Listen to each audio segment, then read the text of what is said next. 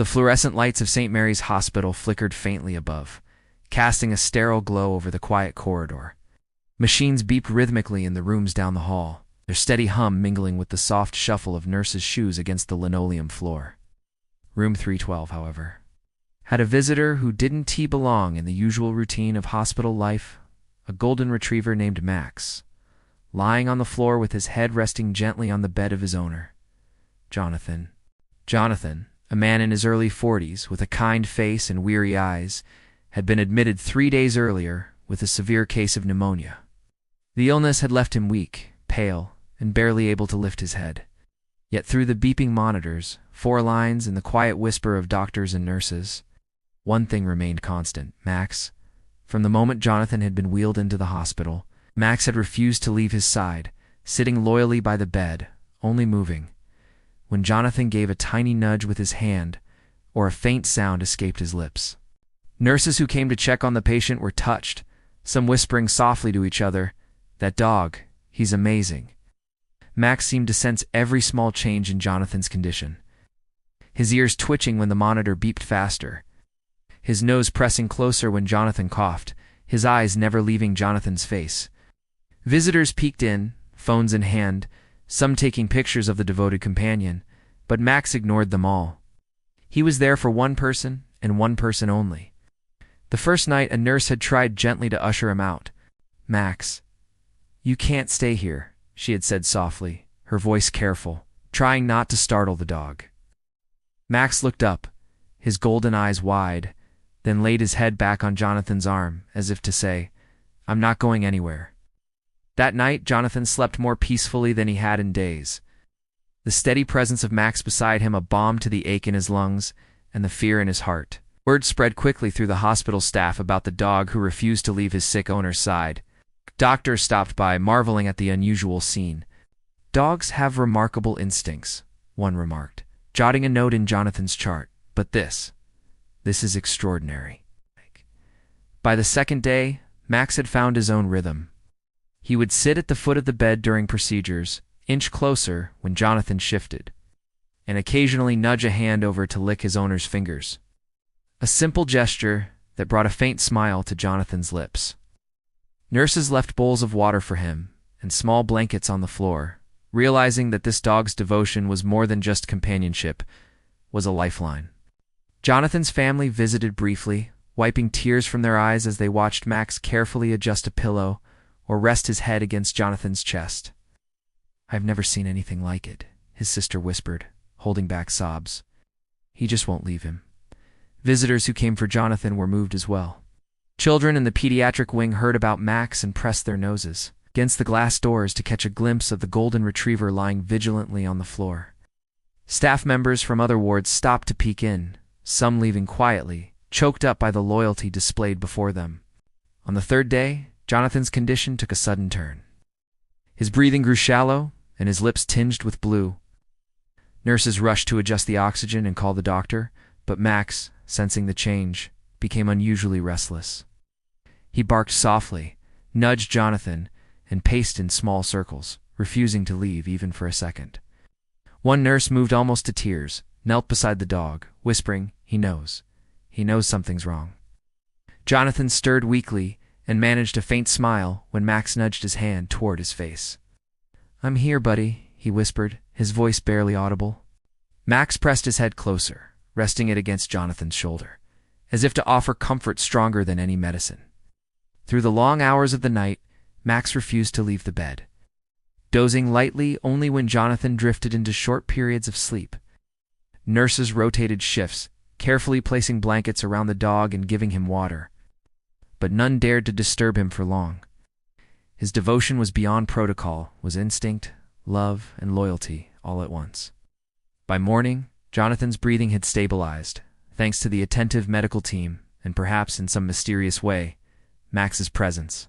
The nurse on duty couldn't hold back tears as she watched the dog gently rest his chin on Jonathan's chest, looking up at him with eyes full of understanding. "He's more than a pet," she murmured. "He's a guardian." Word of Max's vigil had spread through the hospital.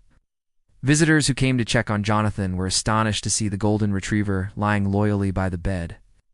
Even the usually stoic doctors admitted they had never witnessed such unwavering devotion. Max became something of a local legend, a symbol of the unspoken bond between humans and animals.